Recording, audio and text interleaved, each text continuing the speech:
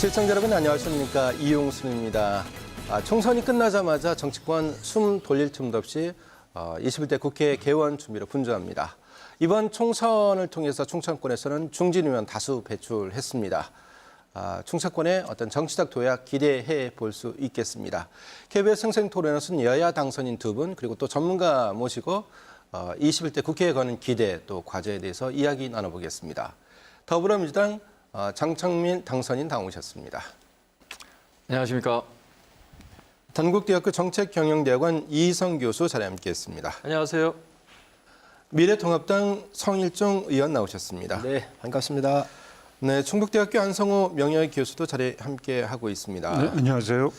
자, 전국적으로 보면 민주당이 압승하는 그런 구도로 끝났고요. 또 충청권에서도 민주당으로의 표심이 좀 쏠리는 그런 현상이 나타났습니다. 이 결과 예측하셨는지 좀 이야기 먼저 나눠볼까요? 성일종 의원 예측하셨습니까? 아무래도 데이터를 가지고 네. 선거를 하고 또 각 여론조사 기관뿐만 아니라 네. 저희 당이나 민주당에서도 다 이렇게 조사를 하지요. 네. 대충은 좀 알고 있었다고 봐야죠. 네, 그렇군요. 자, 이제 축하드리고 장철민 당선인 했는데 본인의 당선 미리 알고 계셨습니까? 저는 당연히 선거에서 승리할 거라 당선될 거라고 굳게 믿고 선거를 치렀으니까요. 네. 저는 당연히 알고 있었습니다. 네. 그 당선된 어떤 가장 강력한 무기, 본인이 생각할 때는 어떤 거였다고 생각하십니까? 그러니까 저 자신도 그렇고 이번 저희 당도 그렇고 지금 이번에 국민들께서 유권자들께서 뭔가 이제 국가 위기를 극복했으면 하는 이 안정에 대한 기대 그리고 또 새로운 정치 이 지역의 변화를 바라는 또 변화에 대한 기대 이 두 가지가 합쳐져서 이번에 저와 같은 이 정치 신인들도 이 새롭게 이제 국회에 진출해서 뭔가 이제 새로운 정치, 새로운 정책들을 실현시켜 나갈 수 있는 이런 기회를 만들어 주셨다고 생각합니다. 전국적으로 최연소 일거라는 얘기가 있는데 최연소 맞습니까? 최연소는 아니고요.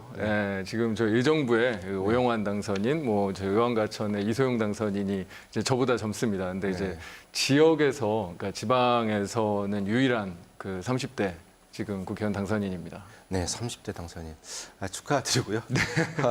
안성호 교수님, 좀 총선 결과 어떻게 분석하고 계십니까? 예, 많이 이제 전문가들이 얘기를 하시고 계신데요. 저는 이제 개인적으로 이번 총선은 중도 보수가 굉장히 중요한 그런 키를 치고 있었고 중도 보수의 선택이 좀 실용적 선택으로 갔다. 그러니까 꼭 무슨 진보 쪽으로 간 게 아니고 일단 이번에 코로나19 위기 극복도 있고 국론 안정 이런 것 속에서 대개 이제 여심표, 여성들의 표, 또 이렇게 30대, 40대 표들 이런 표들 중에서 실용적으로 내가 좀 유리할 수 있는 게 뭐냐. 그래서 이제 집권당 쪽에서 아무래도 고관 열쇠를 쥐고 있고 또 코로나도 이제 극복을 해야 되고 이런 측면에서 국민들이 좀 안정을 선택하면서 중도 보수가 이제 실용적 선택을 한 게 아니냐. 그래서 이 중도 보수는 왔다리 갔다리 하기 때문에 다음번 2년 후에 또 대선도 있고 또 지방선거도 있기 때문에 어떻게 또 바뀔지 모릅니다. 그래서 어쨌든 이번에 선택은 실용적 선택을 한 것 같다. 그렇게 생각이 됩니다. 최근에 이제 코로나19 확진자가 하루에 한 자릿수로 이제 줄어드는 그런 모습인데 총선 전에만 해도 좀 상당히 좀 심각했었고 그래서 여성표 또 30대 40대 표심이 또 국정 안정을 바라는 그런 차원에서 민주당 쪽으로 가지 않았냐 이런 분석을 내놓고 있는데 이성 교수님 동의하십니까? 어떻습니까? 네, 이번 총선은 모든 선거가 마찬가지겠지만 이제 구도하고 인물하고 그리고 이제 이슈 이 세 가지가 되게 중요한데 1대1 구도는 잘 만들었어요. 그리고 야당에서 일단 통합을 통해 가지고 구도를 잘 만들고 인물도 개혁 공천이다. 야당에서는 또 여당에서는 시스템 공천이다 해서 좋은 인물들을 좀 많이 바꾸려고도 노력했고 말씀하신 대로 마지막 이슈가 이번 총선을 좀 뒤엎었다. 코로나19라는 부분이 사실 처음에는 좀 여당에게 불리하지 않았냐라고도 했는데 대처해 나가는 과정에서 앞서 우리 장 의원님도 얘기했지만 안정을 원하는 그런 국민들이 결국은 현 정부 또 여당에 힘을 실어주는 그런 결과로 나타났다 이렇게 네. 볼 수가 있습니다. 뭐 어떤 선거구도 좀 뒤늦게 좀 다시 한번 짚어보면요. 충남 그리고 충북에서는 이제 좀 다소 팽팽했다. 대전에서는 또 세종에서는 민주당으로 완전히 싹쓸이 그런 결과 나는데 성일정 의원 어떻습니까? 이 충청 표심이 근본적으로 어떤 투표 성향이 바뀌었다라고 보기는 좀 어려운 측면도 있지 않습니까? 어떻습니까? 아무래도 이제 큰 선거가 있을 때마다 충청도 민심 변화에 가장 촉각을 중앙 정치에서 갖곤 하지요. 늘 균형추 역할을 한다든지 네. 아니면 새로의 방향성을 제시하는 것이 이제 충청의 민심이었거든요. 이번 같은 경우에도 수도권에 아주 강한 쏠림 현상이 있었지만 충청도는 그래도 균형을 잡았다고 생각을 합니다. 우리 대전은 좀 틀리지요. 대전의 인구 구성비를 봐보면 호남, 영남, 충청 그리고 기타 지역에서 온 분들이 골고루 한 25%씩 이렇게 섞여 있다 그렇게 얘기를 하니까 아마 여기에도 비교적 그 수도권의 영향을 받지 않았나 하는 생각을 가지고 있습니다. 그러나 나머지 지역 같은 경우는 봐보면 여야를 그래도 균형을 맞췄기 때문에 대한민국 이 지형도상에서 충청이 앞으로 역할을 많이 좀 해달라라고 하는 우리 지역민들의 그런 의지가 담겨 있었던 선거 아니었나 이렇게 판단하고 있습니다. 정철민 당선인과 같이 함께 이제 경쟁하셨던 분이 이장우 의원이신데 또 나름대로 또 비중 있는 정치인이고 경쟁력 있는 후보였는데 이겼단 말이죠. 어떤 대전 동구 지역의 어떤 표심 변화가 선거운동 과정에서 좀 일으켜지었습니까? 이제 두 가지 기대감이었습니다. 그러니까 하나는 그 기존의 정치가 좀 바뀌었으면 좋겠다라는 그 정치 변화에 대한 그 요구가 하나가 가장 크게 있었고 또 다른 거는 저희 이제 원도심이잖아요. 저희 대전 동구가 이제 그간 그 수십 년간 정체되어 있던 지역을 좀 발전시켰으면 좋겠다. 그게 우리 집권 여당이 지금 뭐 대전시와 이런 여러 구와 여러 곳에서 같이 일을 하고 있기 때문에 그래서 우리 여당이 그 힘을 모아서 우리 대전 동구 그리고 원도심 지역을 발전시켜줬으면 좋겠다는 이런 어떤 지역 개발에 대한 기대감, 이 정치 변화, 이 지역의 변화에 대한 기대감들이 모아져서 이제 그 선거 결과가 나타나지 않았나 그렇게 생각하고 있습니다. 안성 교수님 어떻습니까? 뭐 충북까지 포함해서 어떤 표심의 변화 뚜렷하게 어떤 감지된 부분 있으면 좀 말씀 부탁드리겠습니다. 저는 이번에는 뭐 전에는 되게 한 가지로 이렇게 나왔는데요. 이번에는 두 가지로 좀 봐야 될 것 같습니다. 두 가지요? 우선 하나는 뭐냐면 전국 구도와 연관선상에서 충청권을 보는 측면이 있는데요. 전국 구도로 보면 전반적으로 볼 때 저 바로미터 역할은 한 것 같습니다. 그런데 이제 두 번째로 보게 되면 도시와 도농 간의 격차 그리고 이제 실질적으로 그 영호남의 지역구도와 연관해서 볼 때는 대전하고 세종시는 완전히 한쪽이 이제 거의 싹쓸이를 했거든요. 그래서 잘 아시다시피 지금 이번 선거가 영호남의 그 지역구도가 아주 더 심화됐는데 그런 영향을 도심에서는 대전, 세종에서 보여줬고 아마 전국적으로 가장 균형추 그 바로미터 해가지고는 충남이라고 생각합니다. 충남은 지금 11석인데 6대 5가 나왔거든요. 아마 전국에서 이러한 간격단체는 충남밖에 없습니다. 충북도 대개 4대 4였다 5대 3이었는데 그 퍼센티지를 따지면은 그 충남이 6대 5보다 더 균형 감각을 가진 도가 없습니다. 그래서 아무래도 이 충청권의 바로미터는 좀 남아 있으나 대전하고 이제 세종에서는 그 지역구도로 한쪽으로 휩쓸리는 그런 영향을 보여준 것 같고 충남의 경우는 앞으로 좀 균형추 전국적인 그런 그 균형 간격 그러니까 여야 간의 균형적 역할을 충남 도민이 가장 그 지혜롭게 좀 하고 있는 게 아니냐 그런 좀 판단이 생각이 됩니다. 이성 교수님 말씀에 말씀해 좀 더 첨언을 하면 충남도의 국회의원들의 역할이 굉장히 좀 커질 거로 보여져요. 어떤 측면에서요? 특히 야권에서 말이죠. 예를 들면 저희 충청남도의 정진석 의원 같은 경우는 5선이시고 원내대표를 지내셨기 때문에 굉장히 정치적인 무게가 있으신 분입니다. 또 우리 홍문표 의원님도 또 우리 아산의 이명수 의원님도 4선이시고 비교적 그 영남 쪽으로 치우쳐 있는 의석의 분포에 비해서 비교적 제가 볼 때는 우리 충청권의 균형을 잡으면서 나름대로의 허리 부분에서의 상당한 영향력을 보였고 정치력을 봤기 때문에 아마 야권의 그 역할하는 데 있어서 굉장한 그 책임감 있게 무게감 있게 이렇게 역할을 하시지 않겠나 하는 생각을 가지고 있습니다. 그만큼 국가의 균형을 잡으라고 하는 우리 충남 도민들의 의지가 반영됐다 이렇게 생각을 합니다. 그 말씀을 주신 김에요. 지금 그 선거 참패에 대한 책임을 지고 이제 지금 수뇌부가 이제 물갈이 되지 않습니까? 충청 지역 의원분 중에서 움직임이 어떻습니까? 뭐 원내 당 대표 얘기도 나오고 그러지 이제 않습니까? 원내대표도 우리 김태흠 의원이 아주 후보군 중에 한 분 들어가 계시고요. 당 대표는 뭐 저희 4선과 5선이 다 계시기 때문에 네. 뭐 얼마든지 언제든지 그 시대적인 흐름에 또 요청에 의해서 저희는 준비가 돼 있다 이렇게 말씀드립니다. 이성 교수 어떻습니까? 그 충남 지역이 어떤 균형적인 정치 감각을 발휘해서 얼추 이제 비슷하게 이제 당선인을 배출했다라고 하거든요. 네.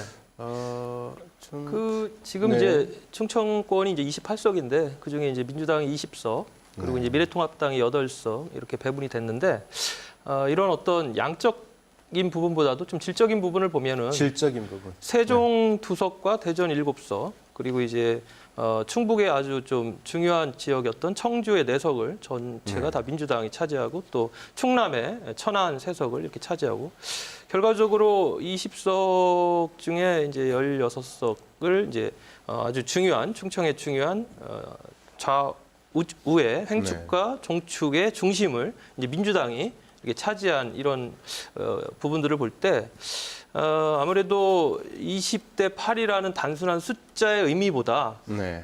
충청이 이제는 그 진보 특히 민주 진영이 이제는 다음 선거까지도 대권까지도 좀 끌고 갈 수 있는 이런 형식의 그 구도를 네. 만들어 놨다. 저는 이렇게 좀 판단하고 싶습니다. 네. 일단 그 총선은 민주당의 이제 승리인데 여기서 잘해야 대권까지 바라보는 것이죠.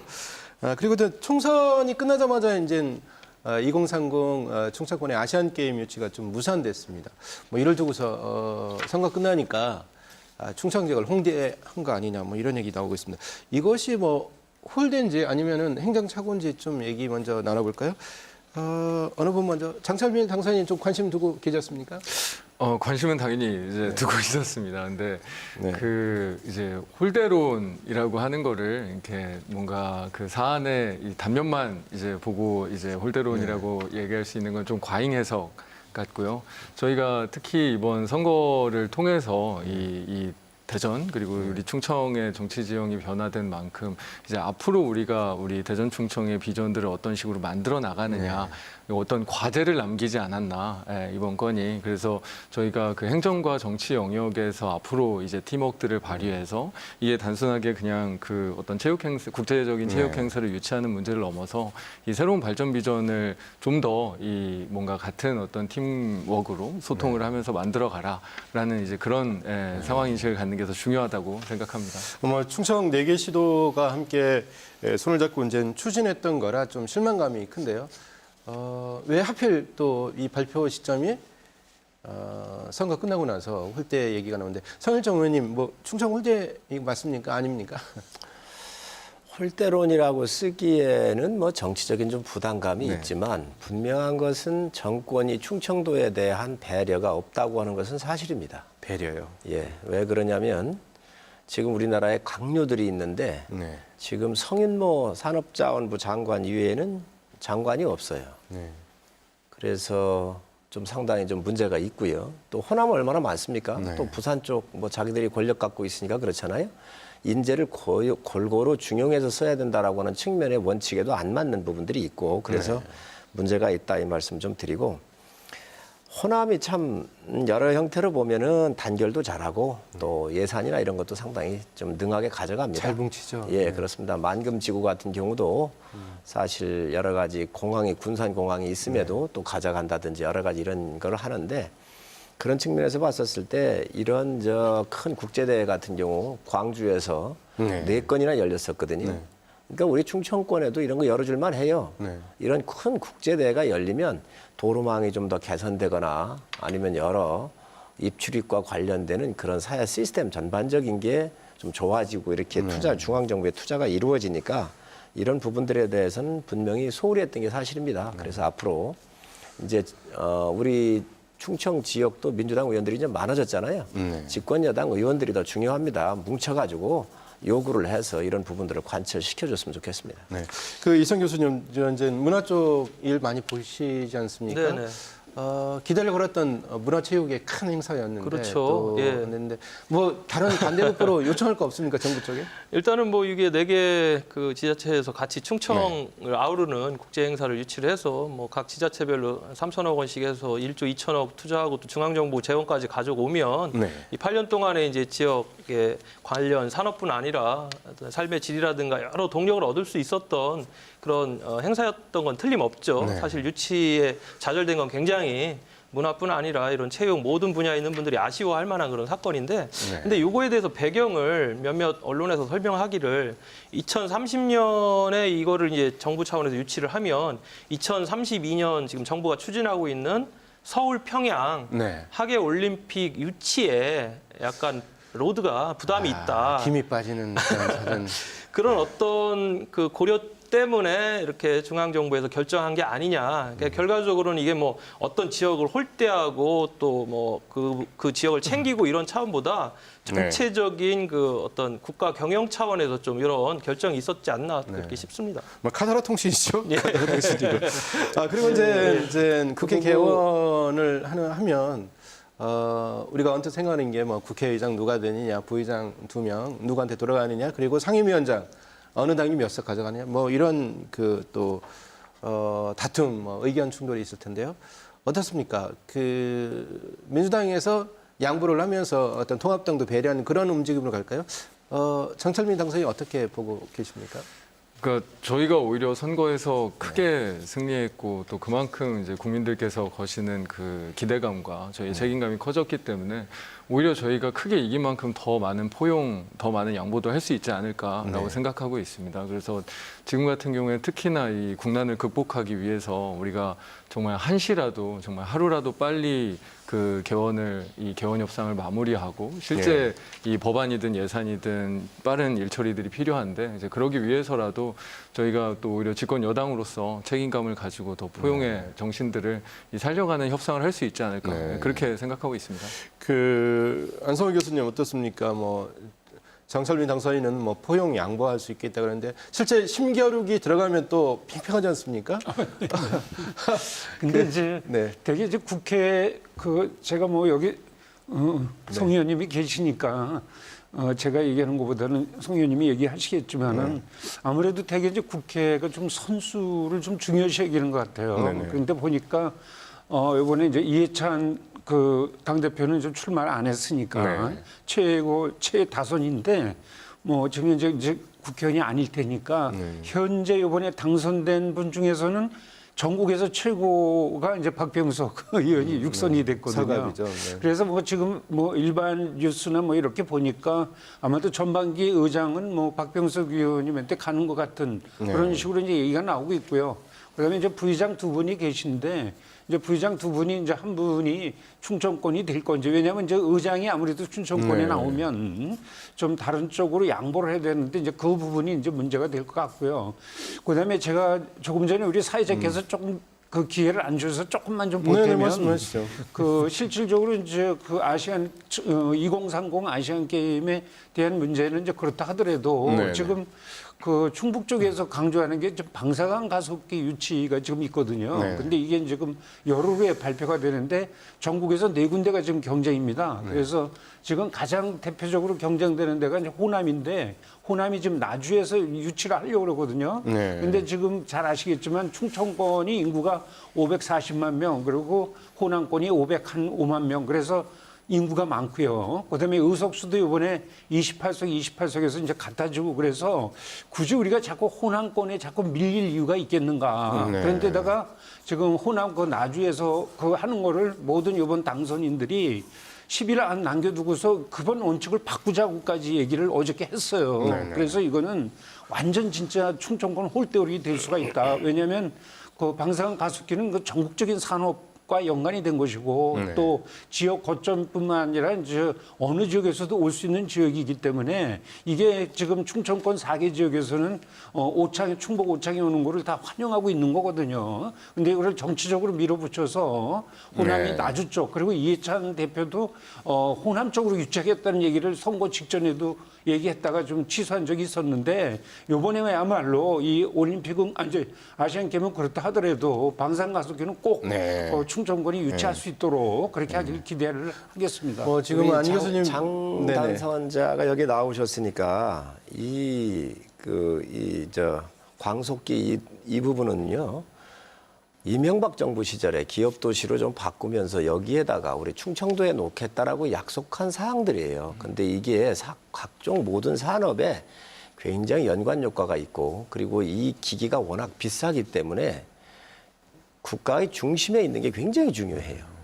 그래서 이거를 나주로 가져간다고 하는 것은 우리 국가의 전체적 측면에서 바라봤었을 때 이거는 비효율적이에요. 그래서 저는 지금 여당의 당선자들하고 또 저희한테도 협조 요청을 해서 우리 충청 지역으로 오는 게 좋습니다. 이 부분은. 그래야 국토의 이 균형 발전적 측면에서도 바람직한데 나주같이 지금 현재 그 내려가 있는 호남의 한 좀 외진 곳으로 가게 되면 다른 기업들이 오고 가고 또 실험을 해야 될 때 굉장한 문제가 있습니다. 그래서 이러한 시설은 그래도 이 산업 시설이 연관되어 있는 이 중원 쪽으로 오는 게 맞다 이렇게 말씀드리니까 한번 추진을 좀 한번 해주시기 바랍니다. 그 문제에 대해서는 뭐 정확하게 이제 뜻을 같이 하고 있습니다. 그리고 저희가 또 이런 어떤 현안들을 같이 힘을 모아가면서 사실 앞으로의 우리 충청의 발전들을 도모해 나가야 되는 거니까요. 그 첫 번째 과제가 이번 그 방사선 가속기 건을 어떻게 우리가 힘을 모아서 이제 잘 정리할 수 있느냐인 것 같습니다. 이 예결위를 해보면 말이죠. 호남의 의원들은 똘똘 뭉쳐 있어요. 그리고 이 호남의 표를 가지고 부산이나 아니면 권력한테 이게 흥정을 한다고 그럴까요? 굉장한 파워를 가지고 행사를 하는데 우리 충청도는 이제 그런 부분들에 좀 떨어지고 있다는 부분은 아마 좀 의원님도 많이 그래도 역할을 해주셔야 될 부분인 것 같은데. 지역의 이득을 위해서 이 다당제라고 하는 것들이 또 사실은 유리할 때도 있거든요. 지역의 이득을 지킨다는 측면에서 우리는 다당제는 아니지만 어쨌든 충청의 이득을 위해서는 어차피 정치 세력이 나설 수밖에 없습니다. 그래서 여야를 뛰어넘어서 협력하는 그런 모델이 좀 나왔으면 좋겠습니다. 그 성현충 의원님 어떻습니까? 이제 국회 원구성 뭐 한 달 남았는데요. 지금 박병석 의원이 이제 국회의장 거의 내정된 것처럼 그런 얘기가 나오고 있고, 또 중진 의원 아까 말씀드린 것처럼 충청에서 많이 배출됐는데, 이 민주당 보면 박범기 의원도 중진에 속할 수 있는 그러한 관록이 있고요. 어기구 의원, 천안 또 박원주 의원, 또 정진석 의원, 이명수, 또 홍문표 의원, 김태흠 의원, 성일종 의원님 가서 자, 이 분들 중에서 상임위원장 좀 가능성이 어느 정도 있다고 보십니까? 우선 국회의원장으로 보면은 그 여러 가지 지형적 또 정치적 여건으로 봤을 때 박병석 의원님이 굉장히 우위에 있다고 봐야지요. 또 하반기에 이렇게 국회의장을 하려고 하셨었고요. 20대. 근데 지금 경기도에 김진표 의원이 가세를 함으로써 좀 안개 속입니다. 근데 이 부분은 지역적 배려 측면에서도 또 다선이시기 때문에 그리고 박병석 의원님께서 역할을 많이 해주세요. 여야의 교착 상태, 이게 좀 극한 대치 상황이 있거나 이럴 때에 정치력을 발휘해서 야당의 이 물밑에서 협상하는 데도 많은 역할을 해오신 거고요. 해오셨고 또 선수로 보아도 최다선이고 이러시니까 전 가야 된다고 생각을 합니다. 그래서 우리 충청도의 여당 의원들이 여당 내에서 경선을 하게 돼 있으니까 좀 많이 도와주시면 굉장히 좀 도움이 되지 않을까 좀 생각을 하고 있고요. 아까 말씀하셨는데 국회 상임위원장 얘기를 하셨는데 이거 여당이 잘 양보 안 할 겁니다. 양보 안 해요? 아까 양보한다고 그랬는데. 이렇게 하면 상당히 좀 모델이 될 텐데 아마 의석수대로 이렇게 나누게 되지 않을까 좀 생각을 가지고 있고요. 그리고 아마 저희 당이나 여당 내에도 삼선들이 이렇게 있으시고 하기 때문에 아마 상임위원장들은 몇 분이 나올 것으로 예상을 합니다. 네. 그 초선 의원들도 좀 모임을 따로 해가지고 목소리 많이 내던데 초선 당선인들끼리 어떤 만남을 가져서 앞으로 이렇게 하자 뭐 이런 얘기 있었습니까? 근데 아직까지는 이제 선거가 끝나고 이제 날짜가 많이 지나지는 않아서 그 다들 이제 지역 당선 인사하느라고 초선 의원들 모임이 아직까지는 활발하지는 않습니다. 하지만 이번에 워낙 이제 초선 의원들이 많아졌고 또 그 우리 국민들께서 우리 네. 새롭게 이제 원내에 진입한 의원들이 초선 의원들한테 기대하시는 부분들이 있기 때문에 분명히 우리 초선 의원들 특히 이제 저 같은 이제 소장파 의원들이 이제 분명한 역할들을 해 나갈 거고요. 그리고 방금 뭐 저희 그 박병석 의원님 말씀 여러 번 하셨지만 저희가 이번에 우리 그 아까 우리 충청에 이제 힘을 모은다라는 측면에서도 분명히 우리 대전 의원들부터 똘똘 뭉쳐서 우리 그 충청권의 그 국회의장은 탄생시키려고 우리가 지금 힘을 모으고 있습니다. 그 과정에서 뭐 저도 역할을 할 거고요. 네. 자, 이성 교수 어떻습니까? 이제 그 총선 과정에서 어떤 충청 지역 현안 얘기 좀 됐었고 또 자치단체 차원에서 이 정책은 좀 정치인들의 어떤 도움이 필요하다 이렇게 얘기하는 또 현안이 있을 수 있습니다. 좀 현안 어떤 게 있을 수 있을까요? 네, 일단 상임위 관련돼서 한 말씀 드리고 네네. 그 얘기 좀 이어가겠습니다. 이 국회는요, 이게 수의 논리에 의해서 움직이는 그런 의사결정을 하는 그런 구조기 때문에 뭐 상임위를 양보하고 안 하고의 이런 차원은 좀 별개의 문제인 것 같고 그러다 보니까 180석이라는 거대 여당이 주요 상임위를 차지해야 할 건 분명하고 다만 이제 그 아주 중요한 상임위가 있지 않습니까? 법제사법위원회 이런 이건 물론 이제 야당 몫인데 이런 부분에 대해서 정말 힘 있는 여당이 어떻게 야당을 배려하느냐 이런 게 굉장히 포커스가 될 것 같고 그리고 물론 이제 야당이 상임위원장을 맡더라도 그 법사위의 위원의 수를 보면 역시 기울어질 수밖에 없어요. 그러니까 법사위원장이 야당 몫이 된다고 하더라도 실제 법사위의 운영에 있어서는 여당에 큰 힘이 작용하기 때문에 그래서 이제 이런 것들이 지금 여당이 얼마나 야당과 함께 국정을 잘 운영해 가야 하느냐의 어떤 그 시발점이 되지 않을까 이런 생각이 들고 법사위원장이 가장 시끄럽겠군요. 왜냐하면 이제 거기 검검 개혁이라든가 아주 중요한 그 개혁 과제들이 그쪽에 있기 때문에 충청권 정치인들이 도약할 수 있는 기회임엔 틀이 없습니다. 21대는 왜냐하면 지금 초선 의원이 전체적으로 볼 때 50%가 넘는데 충청권 의원들은 중진 다선 의원들이 굉장히 많이 포지션이 돼 있습니다. 아까 이제 이상민 의원도 빠뜨리셨는데 이상민 의원도 다선이 법사위원장을 하셨으니까 지금. 이제 이런 분들이 결국은 그 당의 입장이 아닌 충청권의 이익을 대변할 수 있는 뭐 지금 가장 급한 게 혁신도시 같은 경우 아니겠습니까? 이런 부분에서 아까 성일정 의원님도 말씀하셨지만 좀 지역의 어떤 현안이나 이익을 위해서는 좀 똘똘 뭉쳐서 일을 해내야 되지 않을까 이런 생각을 갖고 있습니다. 성일정이 어떻습니까? 뭐 충북에서는 광속기 꼭 유치해야 된다 이런 또 두 분한테 이제 부탁의 말씀까지 드렸는데 충남 지역의 현안 여러분들이 모여서 어떤 충남의 이익을 위해서는 이거는 꼭 해야 되겠다라고 하는 것이 있다면 또 어떤 것을 꼽을 수 있을까요? 사실 우리가 세종시를 좀 볼 필요가 있어요. 세종시요. 우리 세종시는 경제적인 낙수 효과가 별로 없는 도시예요. 그리고 충청 도민들이 요구한 게 아니에요. 노무현 대통령 때 대선에 나와서 표를 얻기 위한 전략적 차원에서 던진 말이란 말이죠. 다음에 이거를 이제 걷어들이기가 어려웠던 거예요. 그래서 충청 도민의 요구사항도 아닌데 정말로 이 지역에 낙수 효과가 있는 것은 중앙에 있는 큰 기업들이 내려와 가지고 지역에 거점을 틀어주는 겁니다. 이게 이제 혁신도시법인데 이게 이제 우리 홍문표 의원이 주도적으로 발의를 해서 이 법이 이제 작년도에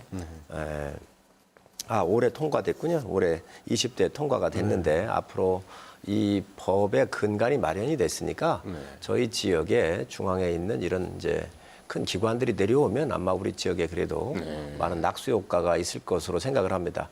그래도 가장 큰 지역적 현안으로 우리 충청의 이득을 지켜낼 수 있는 것은 그래도 혁신도시가 아니겠나 하는 생각을 갖고 있습니다.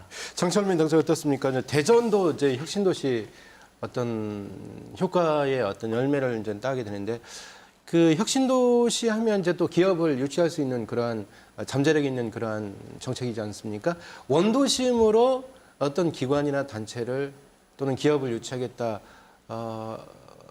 명확한 어떤 공약은 제가 안 읽어봤습니다만 원도심의 당선인분들이 그런 정책을 공약을 내걸지 않았는데 뭐 기대감 어느 정도입니까?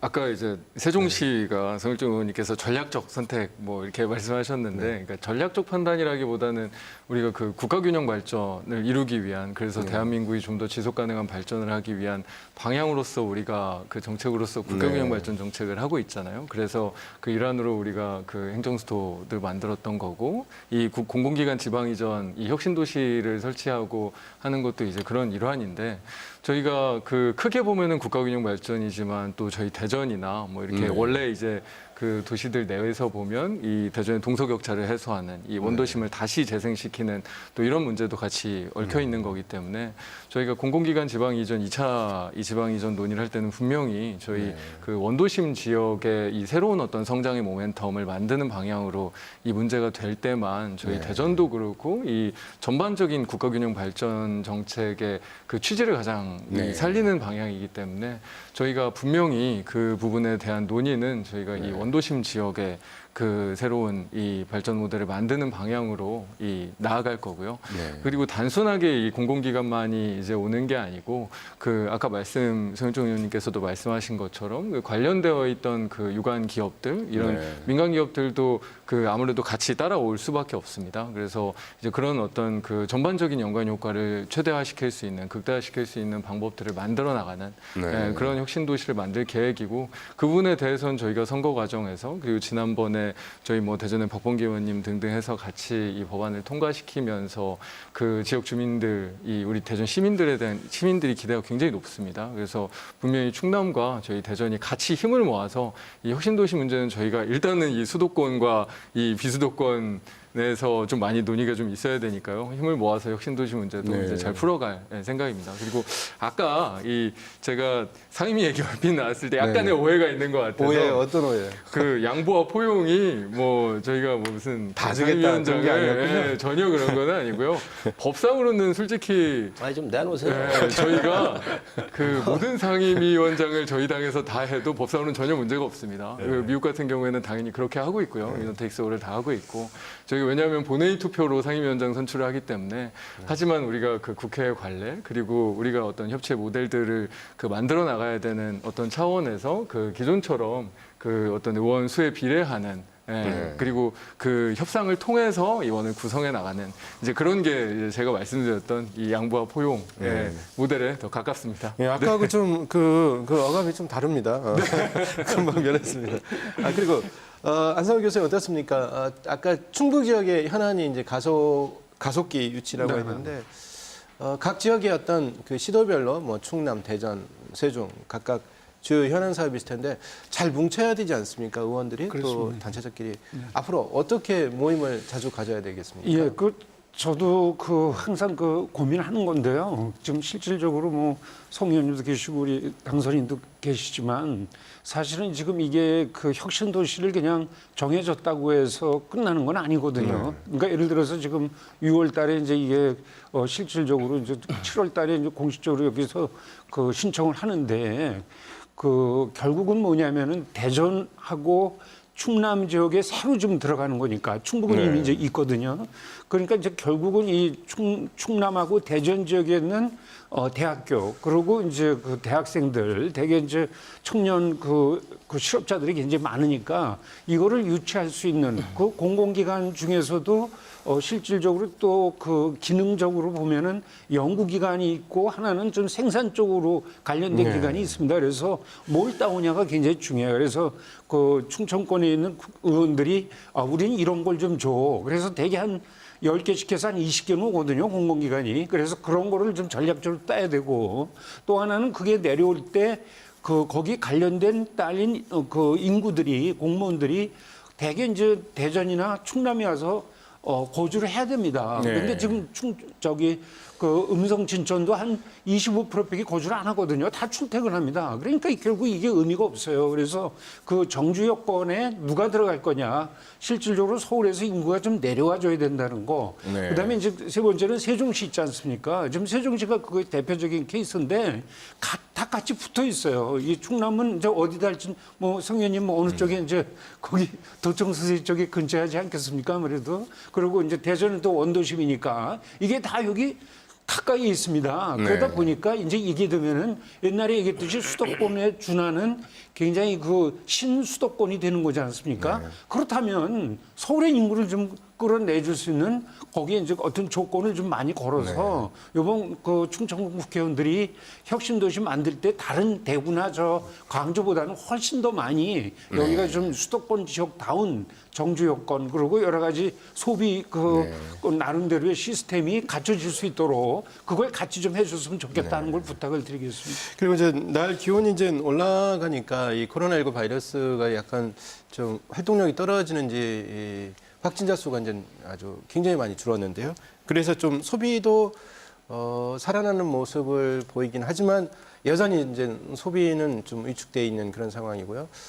그리고 미국 보건당국에서 뭐 올해 가을에 다시 이 사태가 좀 커질 거라 거의 확실하다 이런 얘기가 나와가지고 좀 여전히 걱정입니다. 자, 소비 심리 좀 되살리는 그런 방법 없을까요? 좀 의견 주시면 소상공인들에게 도움이 될 것 같은데요. 뭐 네. 소비는 심리라고 하지 않습니까? 결국은 이제 이 소비 심리를 어떻게 깨우느냐가 중요한데 말씀대로 그 소비 심리를 자극하고 또 회복하는 데 있어서 지금 그런 뉴스들이 굉장히 부정적이에요. 또 움츠러들고 좀 더 이렇게 아껴서 써야 되겠다라는 마음들이 큰데 근데 저는 이렇게 봅니다. 미국에서 이제 그런 발표도 있었고 또 우리 그 질병관리본부에서도 다시 이제 대유행할 수도 있다. 2차 대유행을 준비해야 된다. 뭐 이런 발표도 많이 한 걸 알고 있는데 저는 이 4월 15일 날 총선거를 다른 나라들 다 연기했어요. 근데 저희는 정말 모범적으로 또 가장 높은 투표율로 이렇게 큰 선거 행사를 치렀단 말이죠. 그리고 나서 이제 지금 14일이라는 그 잠복기가 지나면서 굉장히 안정적으로 유지가 되고 있다. 이거는 저는 이게 굉장히 중요한 그 요소라고 생각을 해요. 이렇게 이런 관리 시스템과 방역 시스템이 가동이 된다라고 하면 일상의 어느 정도의 경제 활동으로 돌아갈 수 있겠다라는 어떤 일반 국민들에게 어떤 신뢰를 줄 수 있는 그런 계기가 될 것이다. 그리고 5월 5일까지 두 번째 어떤 그 연휴 황금 연휴가 끝나면서 이게 5월 중순 이후에 똑같은 형태의 관리가 된다라면 저는 그 소비 심리가 회복될 것이다. 그래서 이 시기가 굉장히 중요하지 않을까 그런 생각을 가져봅니다. 우리 이제 교수님 말씀을 주셨는데 이 차단의 효과가 나타나고 있는 거예요. 차단일까요? 차단의 효과가. 우리가 그 코로나에 대한 평가는 정확하게 해야 합니다. 초창기에는 정부의 실패로, 방역 실패로 저희가 10,000명이 넘는 또 200여 명이 넘는 사망자가 나왔잖아요. 그런데 차단을 제대로 했던 대만 같은 경우는 우리의 인구의 절반인데 사망자가 한 6명 그리고 400명 안팎에서 관리가 되고 있기 때문에 아주 성공한 케이스죠. 저희가 2배 정도가 인구가 많기 때문에 사망자가 우리가 한 12명 정도 그리고 한 800명 선에서 우리가 관리할 수 있었죠. 그래서 이거를 못했던 것은 정부의 아주 초창기에 굉장한 실패가 있었다는 말씀을 또 드리고 그러나 이제 정부가 그 이후에 여러 형태로 해서 노력을 하고 해서 또 이 감염자 수를 줄이는데 이 개인의 정보라든가 이런 것들을 다 공개하면서부터 이게 이제 좋아졌는데 지금 이렇게 봐보면은 지금 사실 중국하고 거의 차단 상태죠. 거의 오고 가는 사람 숫자가 적기 때문에 또 들어오더라도 저희가 2주간 격리, 미국에서도 격리, 유럽에서도 격리 이렇게 하니까 이 차단의 효과가 나와서 지금 줄어들고 있는데 그래서 이렇게 차단이 중요한 거예요. 이제는 이게 효과가 나타나고 있다. 이건 의사들이 얘기하는 얘기입니다. 그래서 이제 큰 효과가 나타나고 있는데 문제는 경제에 대한 문제입니다. 지금 현재 우리가 죽어가는 이 경제를 살려야 되는데 코로나 이전 경제부터 이미 우리 경제가 굉장히 어려웠어요. 다 모든 고용의 수치에서부터 제조업 지수 모든 게 다 내려갔단 말이죠. 그럼 이걸 어찌 이 코로나로 들어가 있는 이 부분을 어떻게 할 건가? 지금 이제 정부에서 재난소득 같은 경우를 지급을 하고 있고 또 지방정부도 좀 지급하고 있는데 이런 부분들을 우리가 좀 효과적으로 좀 할 필요가 있다고 생각을 해요. 그래서 현찰로 주기보다는 소비를 바로 촉진할 수 있는 여러 가지 지역 상품권이라든지 또 재래시장에서 지금 소상공인들과 재래시장 같은 데가 아주 어렵거든요. 그래서 이런 부분에 대한 아주 타겟팅을 잘해서 우리가 집중적 지원을 할 필요가 있겠다. 그래서 우선 아까 말씀하신 대로 심리가 경제의 가장 중요한 펀더멘탈이니까 이 부분에 맞도록 우리가 이렇게 지원을 좀 하면 아주 위축되어 있는 것은 어느 선상까지는 좀 올라오는데 큰 시간은 걸리지 않겠나 하는 생각을 갖고 있습니다. 네. 그 정청래 당선인 대전 시민들이 가장 큰 어떤 기대를 걸고 있는 정치 신인, 뭐 정치 신인이 아니죠. 이제 국회에 들어가신데. 자, 경제 살리고 또 일자리 안정적으로 가지고 있는 것이 정부 또 시민들의 바람 그리고 국회의 가장 큰 뭐 임무가 아니겠냐 이런 생각이 드는데 아이디어 있으면 주시죠. 지금 이제 소비 심리에 대한 이야기를 이제 하고 있었으니까요. 그 단순하게 심리 문제만은 아닙니다. 뭐 지금 이제 그 전체적인 그 국제 그 경기 상황들도 어렵고 그런 여러 이제 영향들 때문에 이제 그런 심리도 형성돼 있는 거니까요. 그러니까 심리와 그리고 실제로 이 소비를 하려고 해도 가처분 소득이 있어야 되기 때문에 이 직접적인 그 소득을 어떤 식으로 보전해 나갈 수 있을 것이냐 이런 문제. 그리고 아까 성일종 의원님께서도 말씀하신 것처럼 어떤 소비 행태, 어떤 채널로 이 소비가 이루어지도록 유도해 나갈 것이냐의 문제. 그리고 사실은 더 중요한 건 이 완전히 그 미래가 불확실한 상황입니다. 지금 우리 국내 경기뿐만 아니라 전 세계 국가들의 그 지금 경제 상황이 거의 참혹한 수준으로 어려워지기 때문에 이 전체적인 미래 불확실성들을 어떻게 해소해 나가느냐 이 문제들이 사실은 좀 복합적으로 좀 이렇게 구조화돼서 해결이 될 때 그 기본적으로 심리도 개선되고 실제 내수도 반등시킬 수가 있기 때문에요. 저희가 이 문제는 단순하게 우리가 그냥 지금은 뭐 현안이 그 뭐 긴급 재난 지원금이나 이런 쪽이었지만 전반적으로 우리가 전체 경제를 우리 이 위기 상황을 어떤 식으로 극복해 나갈지 좀 더 그 다양한 그 정책 수단 같은 것들을 우리 21대 국회가 그 최대한 빠른 그 이 논의와 실천을 해야 되는 이제 그런 상황이라고 생각하고 있습니다. 이제 국민들의 시선은 또 21대 국회로 이제 모아질 텐데요. 20대 국회 그리고 국회의원들의 어떤 임무라고 할까요? 또 사명. 지금 현재 이제 끝나가는 20대 국회에서 떠올리면 너무 싸웠다 이런 의견을 주신 분이 많은데, 자, 21대 국회 앞으로 어떻게 가야 될 것 같습니다. 안성호 교수님 먼저 말씀해 주시죠. 예. 20대 국회가 이제 뭐 우리 성 의원님도 계시지만 최악의 국회라고 그랬는데 그 사실은 뭐 다른 거보다도 저는 뭐 이거는 지나간 얘기라고 하더라도 앞으로도 다시 개선을 해야 되니까 이번 선거 결과도 그렇거든요. 그 패스트 트랙에 그 태웠던 거는 좀 잘못했던 것 같다. 그리고 결과적으로 선거법을 같이 태웠다가 선거법은 사실은 실패했지만 그 더불어민주당은 성공했거든요. 그러니까 실패한 선거법으로 더불어민주당은 성공을 했단 말이죠. 163석에 지금 81석이니까 실질적으로 79석을 더 얻었는데요. 그게 사실은 전국적인 득표를 한 걸 따져보면 49대 41이거든요. 그러니까는 더불어민주당에 던진 표가 49%.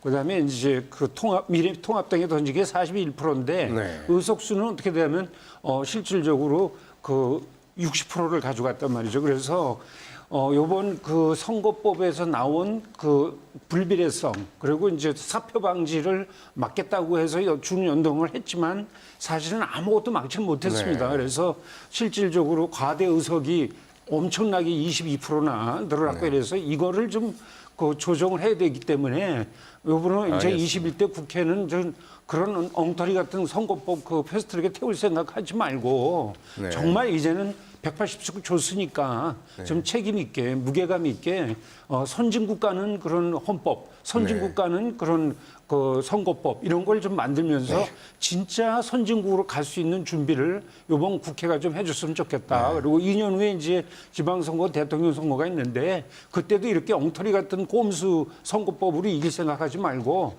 이번에는 정말 중도 보수가 선택을 했지만 2년 후에는 좀 선진국 가는 법으로 선거를 치렀으면 좋겠다. 그런 부탁을 드리고 싶습니다. 이성 교수님 또 국민의 입장에서 더 부탁 당부할 거 있으면 말씀 주시죠. 20대 국회에서 이제 뭐 식물국회를 떠나서 동물국회라는 오명까지 얻게 됐는데 지금 안 교수님 말씀하신 대로 패스트트랙이라는 이 좋은 제도임에도 틀림없이 이게 악용되다 보니까 이제 극단적 대립으로 간 거거든요. 그리고 본인들이 만든 국회 선진화법 자체도 이제 거의 무용지물화되는 그래서 이런 제도는 좀 바꿔야 되지 않나요? 그리고 연동형 비례대표도 이번에 이제 위성정당이 각자 정당에서 출연하면서 이 역시도 좀 빨리 손봐야 된다. 이게 지금 국회 개원 초기에 이런 부분들을 손보지 않으면 또 뒤로 갈수록 늘어져서 이게 개혁이 안 돼요. 그리고 무엇보다도 국민들이 원하는 건 그겁니다. 21대 국회는 좀 일하는 국회로 가자.